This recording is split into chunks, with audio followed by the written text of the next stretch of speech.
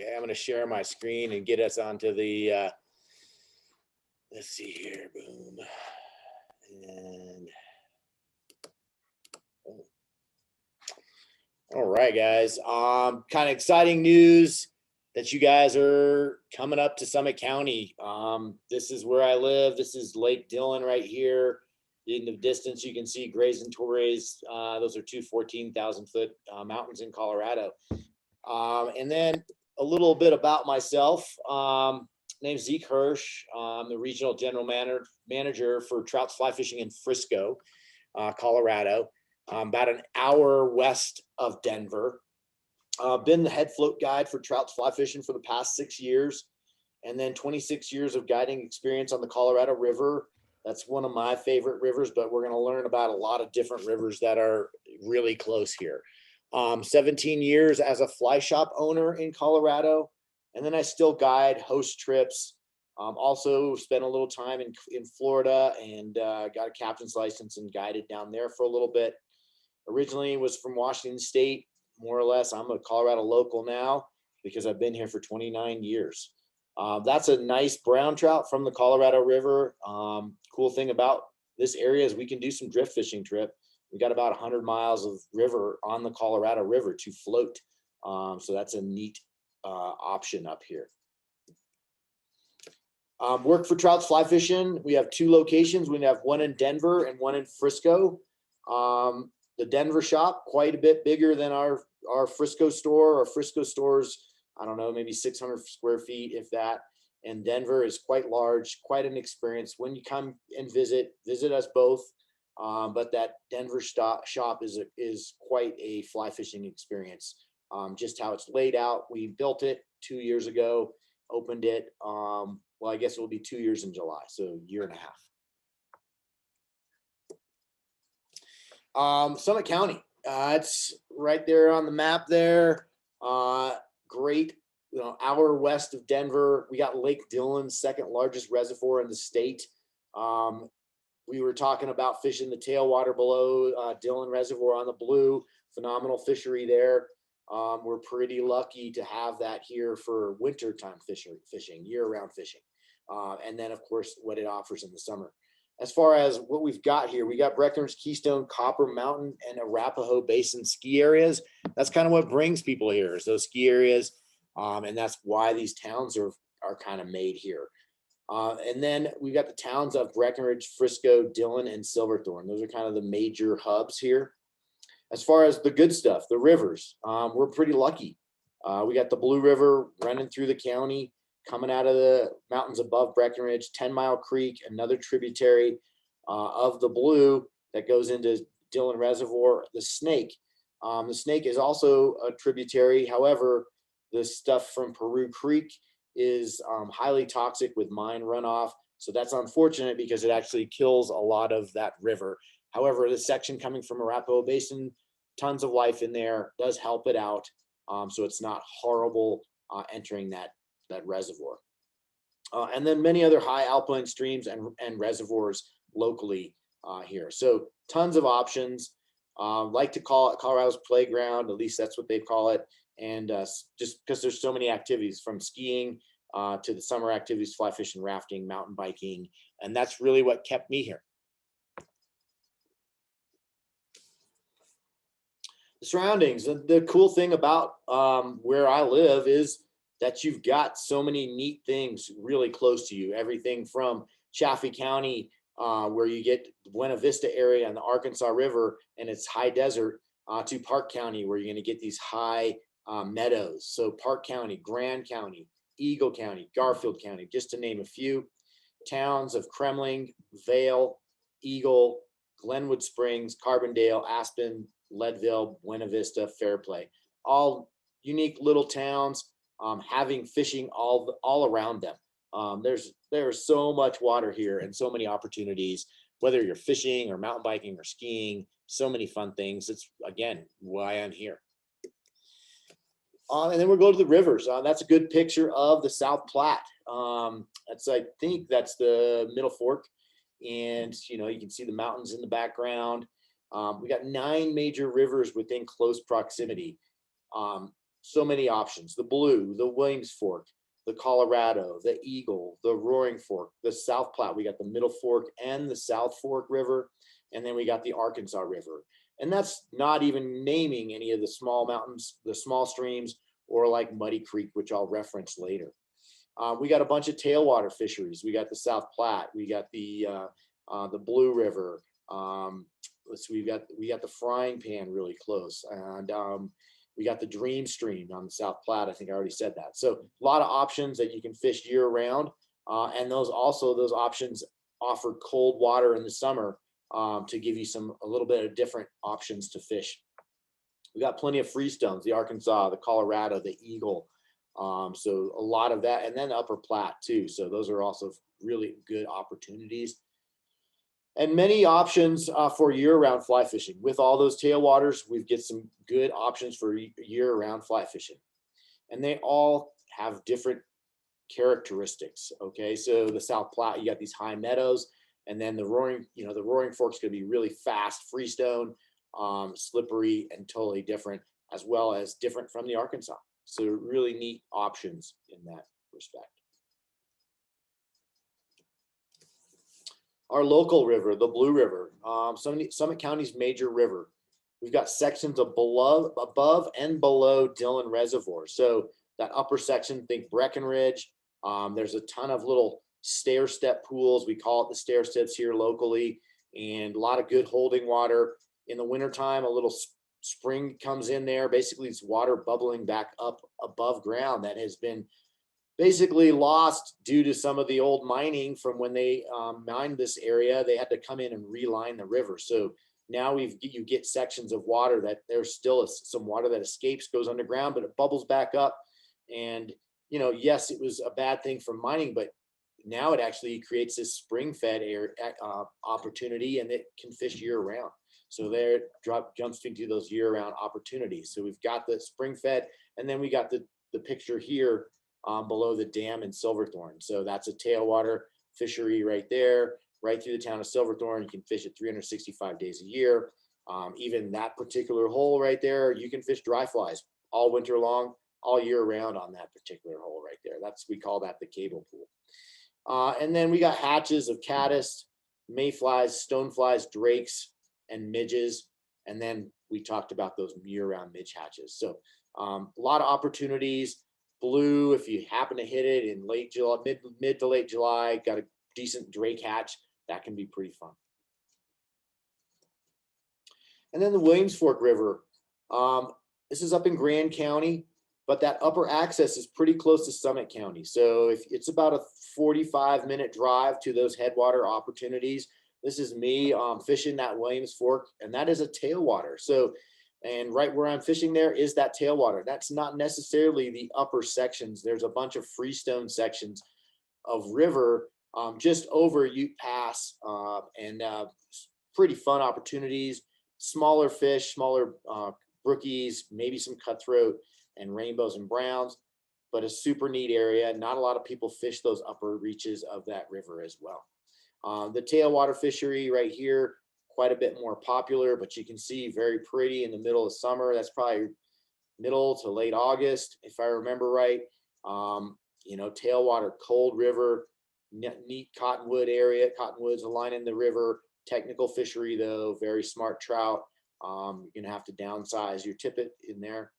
And this is an integral part of offering year-round fishing on the Williams Fork. Right here, we can fish this right now, as well as the Colorado.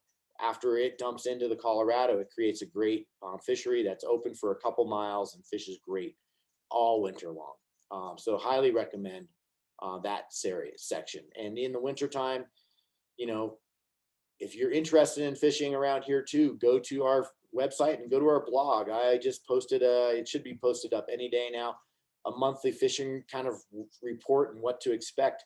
And that's troutsflyfishing.com. There's tons of good information on there and education, not only about this, but all kinds of stuff. So it's a really good resource. So that Williams Fork adds that cold water to the Colorado as well in summer, and that really creates some good stuff for us.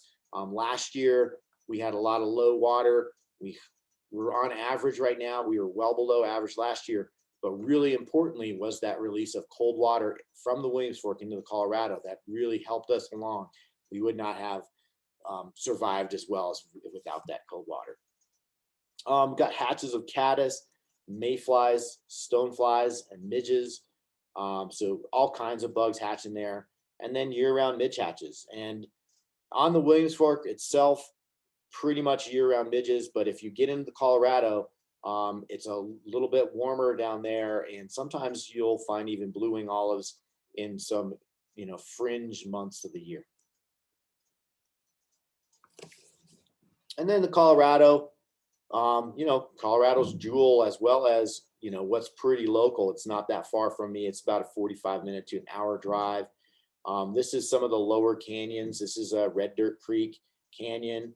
This is definitely drifting water, but by all means, you can wade fish. In fact, you can wade fish that far bank on that other side legally and access from the road. So tons of options, super beautiful. The fish are not used to having to, seeing a lot of flies, so you can fish larger flies. So headwater section. So up there by that Williams Fork, we've got a bunch of the headwaters as well as above the Williams Fork. And so that's going to be, up towards Grand Lake, and the Fraser is a tributary of the Colorado. So a ton of options. We've got clear and cold tributaries making the Colorado what it is today. If we didn't have some of these tailwaters, we wouldn't have a trout fishing river like we do on the Colorado. So take that as you will. But I'm pretty happy for these tailwaters. So the Williams Fork, the Blue, Muddy Creek, I told you I was going to reference that. And the only reason I don't really talk about it a ton is there's not a lot of public water on it. So there's just a short couple miles, or short little, I wouldn't even say miles, short little stretches of river to public access. And when you can fish it in comfort, there's tons of mosquitoes. So it's not a really fun place for most people to go to, and it's not real easy to get to. And then the Eagle River, not a tailwater, but it does typically dump some colder water in there coming straight out of the mountains. And then the Roaring Fork, also not a tailwater, but it has a tailwater emptying into it, which keeps it year-round, open year-round for fishing of the frying pan. And we'll talk about that as well. Nice thing about the Colorado here is we've got the float fishing opportunities. That's kind of what I really love to do, is do a lot of float fishing. I still get out and wade fish all these rivers, but one thing I'm really looking forward to, in fact, I just put a day on the calendar a week and a half from now, to go do some float fishing on the Colorado with my marketing department. So we'll be taking some videos and pictures, and it should be a lot of fun. And I just always look forward to March being able to break open my boat. And then we got 100+ miles of floatable trout water. That's a pretty unique option for float fishing in the West, really. There's not a whole lot of rivers that I can come to mind right now. I'm sure there are up in Montana and whatnot, but to have that in your backyard is pretty awesome. And we got hatches of caddis, mayflies, stoneflies, drakes, midges, and then year-round midge hatches and potential year-round blue-wing olive hatches. And it looks like I left off the blue-wing. I was editing it. All right. And then the Eagle River, a freestone, really nice fishery, lots of big fish. The one thing I would say it lacks a little bit of public water, so it gets busy. You can see you can float fish it even in a drift boat. It's got to be the right level, otherwise it's not doable, and it's a very short window for drift fishing. It's a tributary of the Colorado, so Colorado definitely leans on this for a bunch of water. Right now, it's not a tailwater. You could argue there is Homestake Reservoir upstream that is kind of a tailwater, and they can release from it, but it's so minimal, you can't really consider it a tailwater. Got tons of wade fishing opportunities. It's just the places that are easier to wade, there's a lot of people there, but there's tons of options from Vail all the way on basically Gore Creek, which is a tributary of the Eagle, and then below that Avon, Edwards, tons of options there, as well as down in Eagle, Gypsum, on that area. Pretty popular in that Gypsum area. about 45 minutes from Summit County. So it's a quick little ride over Vail Pass. And there's a ton of options over there. Year-round possibilities, and I say that because there is all the way through the town of Avon and Edwards. You can fish year-round in the winter. As you get down lower in the gypsum area, you can also fish year-round, but it tends to ice up in those slower moving holes and pools. So just be aware of that. You know, some years it fishes great all winter. Some years it's limited. We got hatches of caddis, mayflies, stoneflies, drakes, and midges, and then year-round midge hatches. I have some done a couple cool little video or photo shoots there, fishing midges, dry flies with ice off the bank. Roaring Fork River, it's also a freestone, but yet has that frying pan tailwater entering into it. So keeps it cold in the summer, keeps a little more water in it, but then you can also, in the wintertime, you know, it doesn't always freeze up or slush up because of that tailwater of the frying pan. So it's a good opportunity. I was just talking to one of my guides. He's been fishing it and floating it most of the year, just a couple times when it kind of clogged up with ice. So in a couple cold stretches. Tons of good wade fishing. Just the biggest problem there is making sure you're on public water. And the other thing with the Roaring Fork is it's very slippery. So it's very wade with caution. A lot of slippery rocks in there, a lot of just crazy algae that grows on them. So I caution you on your wade fishing. And then we got float fishing almost year round. And if not, again, my buddy Woody was down there floating recently. And so super neat area to float about, I don't know, probably 30 miles of floatable water. So pretty good opportunity there as well. And then you got those year-round opportunities on that frying pan tailwater fishery. And then the Roaring Fork, you can definitely pick your days, wade fish. I think last year I fished it about this time of year and did really well. It was a really cold day, but the fish were fired up midday. And then we talked about the slipperiness, but it also lives up to its name in the fact of, like, when I row my boat down it, I know I'm going to work all day on that river. I'm going to be back rowing as much as possible to slow that boat down because it just gradient is pretty fast. So you're having to work to slow it down, and that fast water also, you know, makes it a little harder wade fishing. Also brings a lot of food to those fish though too. So kind of neat in that respect. It's about an hour and a half from Summit County, so it's a little bit of a drive. You got to get through Glenwood Canyon and then deal with Glenwood Canyon in general. Like last year, it's been closed a lot from the mudslides.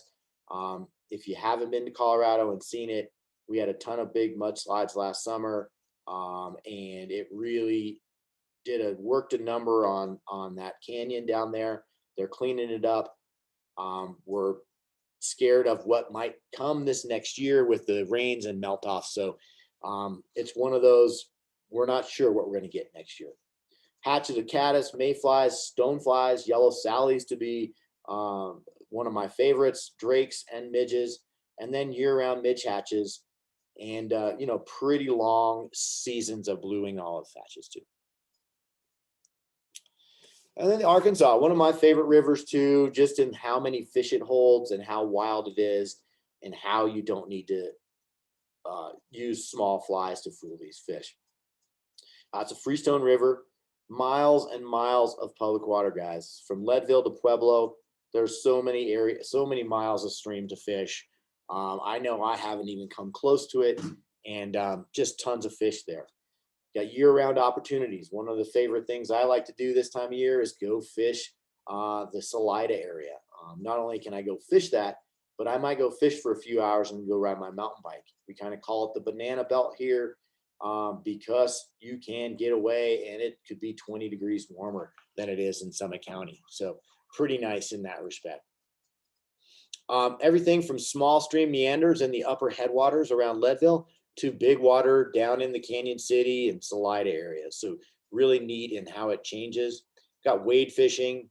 We got some float fishing. I don't offer it through the shop as far as we're not permitted for float fishing, but we are for wade fishing. But lots of opportunities down there. And I've definitely done quite a few days floating the Arkansas. Rafting. The one thing I will say about the rafting on this river is in the summer, if you get around Buena Vista down to Salida, it's going to be very busy with rafters.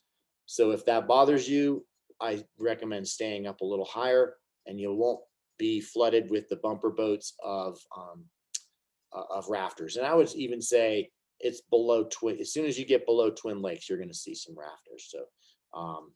So just be aware of that.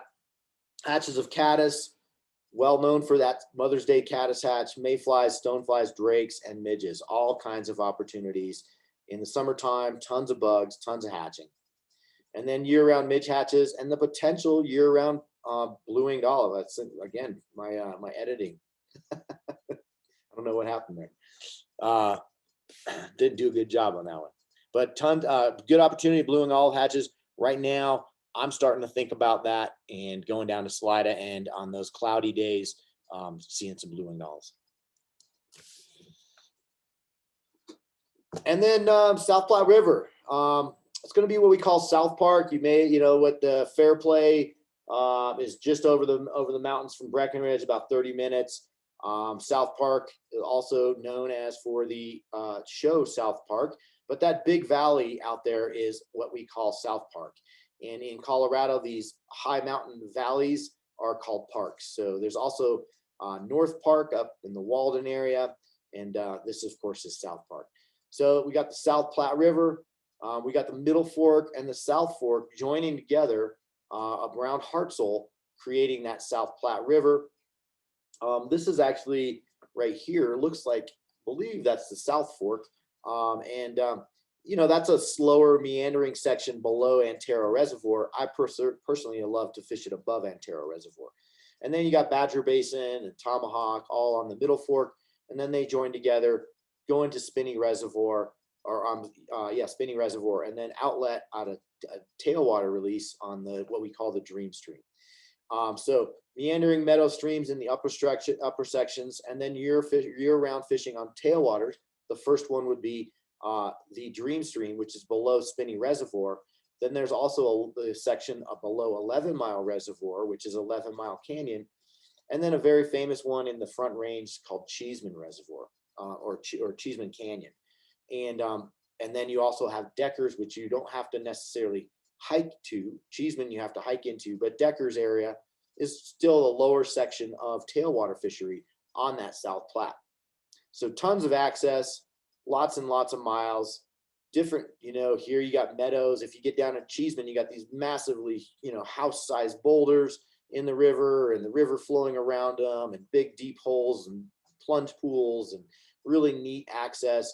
Again, you have to hike into Cheeseman, but you'll see some of that in Deckers. So kind of neat.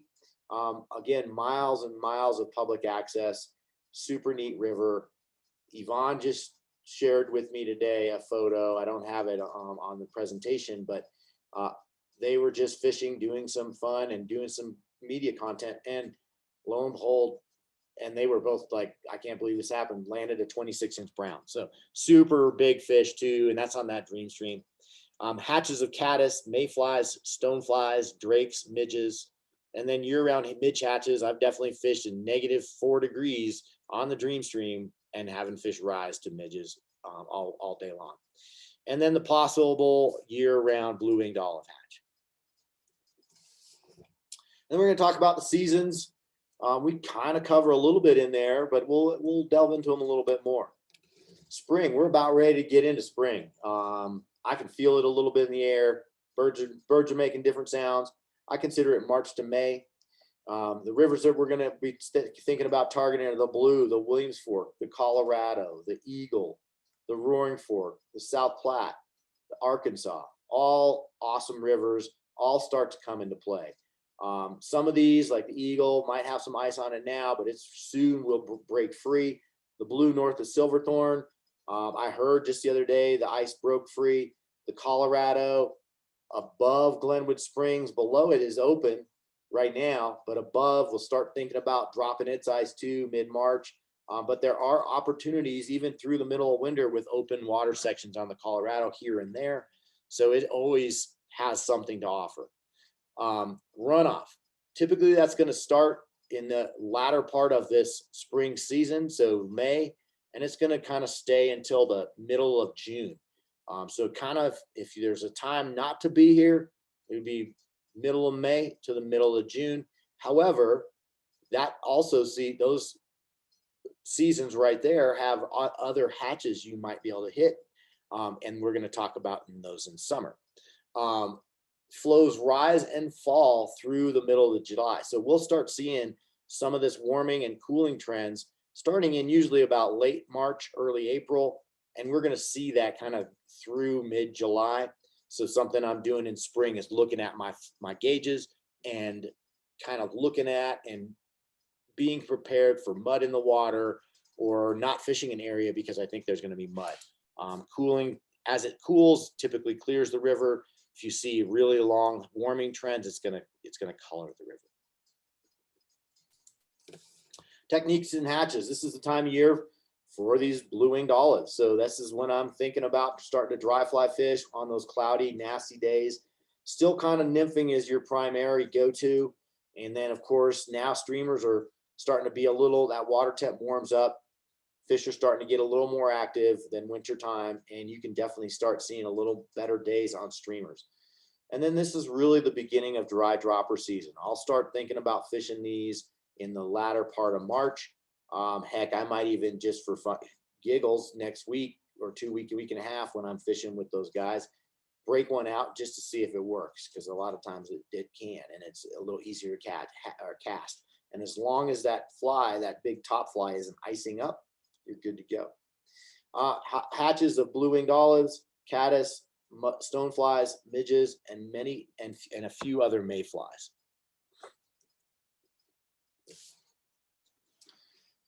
Summer. I consider this June through August. And the reason why I say June, that's maybe a little spring, but usually first part of June is we get every year it seems to do it, a little bit of a phenomenon. Soon, like first week, it just clears off and we don't see rain or a cloud in the sky for almost a month. So it gets really hot. That's when you think about seeing that peak runoff, is that first week of June. That's kind of when it gets hot and sunny and just all that water comes down off the snow fields.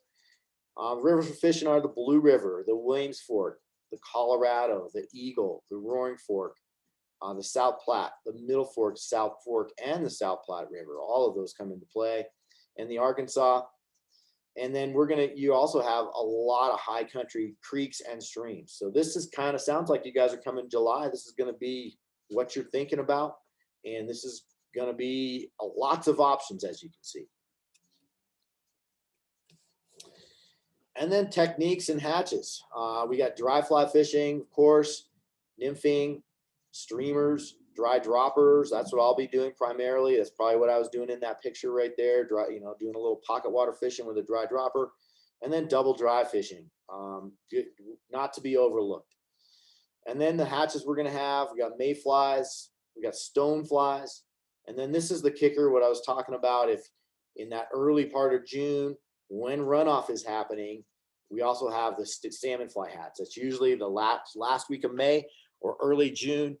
And I always like to joke with people that if you want to hit this hatch in Colorado, because of the possibility of muddy water, is to take those 2 weeks off, that last week of May and the first week of June, and go camping at the river and wait for the hatch.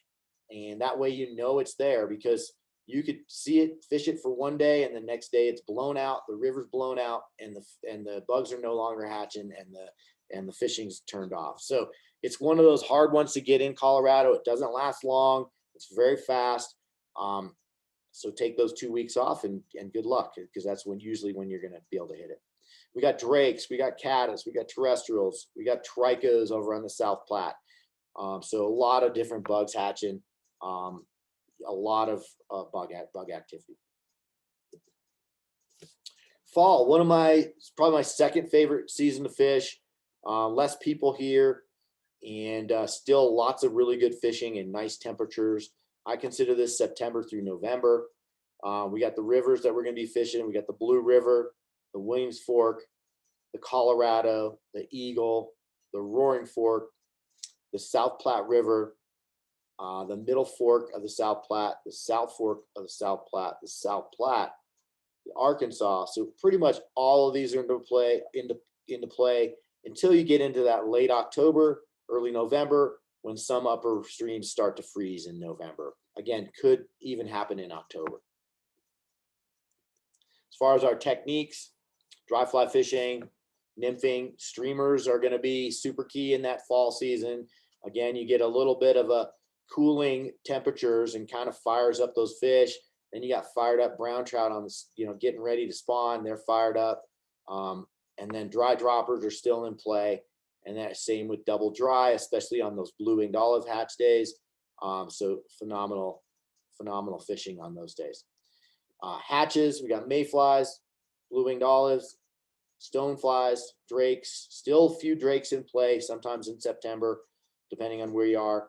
And then caddis, terrestrials, and tricos. And then, of course, not per se a hatch, but you still have that streamer opportunity.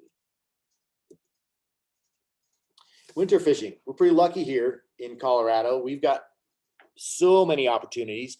This river right here, I didn't even talk about because it's a little farther away from us, but that's the headwaters of the Yampa, and that's below the reservoir there. So that's a tailwater fishery. And if you want to talk about numbers of fish, there's a ton of fish in this particular stretch. So that's that tailwater section of the Yampa. It's a little bit of a hike. It's probably about a 30-minute hike in, but well worth checking out. So I considered winter to be December through February. We're almost out of winter. So the rivers, the Blue River, the Williams Fork, these are all tailwaters here. The Colorado is going to be fishing below Glenwood and or some right below Williams Fork, but you can also access some stuff lower down, walking out on ice and or below Glenwood Canyon. So right below the Williams Fork or some other opportunities. But again, you're rolling the dice. The only place that really you can count on besides below the Williams Fork is below Glenwood. And even then you can get some slush, some ice, bank ice in the middle of the winter too. So got to kind of watch your flows or your cameras or have a friend down the river. And then the Eagle still have some opportunities. It still has potential to freeze. So, that's a question mark as well. And then of course the Roaring Fork and the Frying Pan I'm going to add in there. Roaring Fork could have some slush, could have some ice, but for the most part, you can fish that year round. And then the South Platte River, you're going to fish that below the Dream Stream there, or Deckers, or below Cheeseman. And then the Arkansas, kind of a neat aspect is that you can fish this pretty much year round below Buena Vista. And, on those cold stretches, so if it's been in the negatives or single digits, you probably will have ice flow. So you're looking for the middle of the day, or you might just want to go check out some other options. So those are all mostly tailwater sections, but there are some freestones in there. Techniques and hatches, dry fly fishing, definitely single dry flies. This is that cable pool again. You can see a nice little flat there. That's why they eat dries there. So good dry fly fishing in the wintertime can happen. Some nymphing, of course, nymphing is going to be your primary tactic. Some streamer fishing. I don't fish streamers a ton in the wintertime. And then you might use that double dry fly fishing just to help find that really tiny midge pattern. And then the hatches we're going to have midges, blue-winged olives, possibly on some rivers. And that's going to be maybe the Roaring Fork, maybe the Colorado, maybe the Arkansas. And then some small super stoneflies. Happen to see a little mini stonefly hatch on the upper blue between Dillon and Breckenridge. So that's pretty cool. These tiny little stoneflies that hatch off. And then lastly, a bunch of other possibilities. That's Spinney and 11 Mile and Antero reservoirs. Those are phenomenal fisheries. They grow fish really fast. That's a fish out of Spinney Reservoir. Large, fun fish if you like to fish reservoirs. Up in North Park, you also got a bunch of good reservoirs. What is it? I'm always forgetting the names of them. Tons of similar reservoirs up in North Park. Great Joe Wright Reservoir, I believe, and a few other ones right there. It's around Walden, phenomenal opportunities. We didn't really cover that area too, but a ton of streams up there on the North Platte River and high mountain tributaries similar to that South Platte stuff. So it's pretty neat. Other options are closed too. The Taylor River, tailwater, phenomenal fishery with the paving of Cottonwood Pass. It's really easy to get to now in the summertime. And then the South Platte below Cheeseman, which we talked about. Deckers, we also talked about, and Cheeseman Canyon. And then, you know, Rocky Mountain National Park, tons of good opportunities. Not far from here. It's about an hour and a half, and a ton of awesome opportunities. And then if you just look on a map, there's so many little streams and public access water. There's just so much water here. Biggest thing you have to worry about in Colorado is if you're a private landowner and you own both sides of the river, you own the stream bottom. So unless you're floating over it and it's considered navigable, you are trespassing. So make sure you do your homework. If you're not too sure, make sure you find out that if you're on public or private water. And then lastly, questions, guys.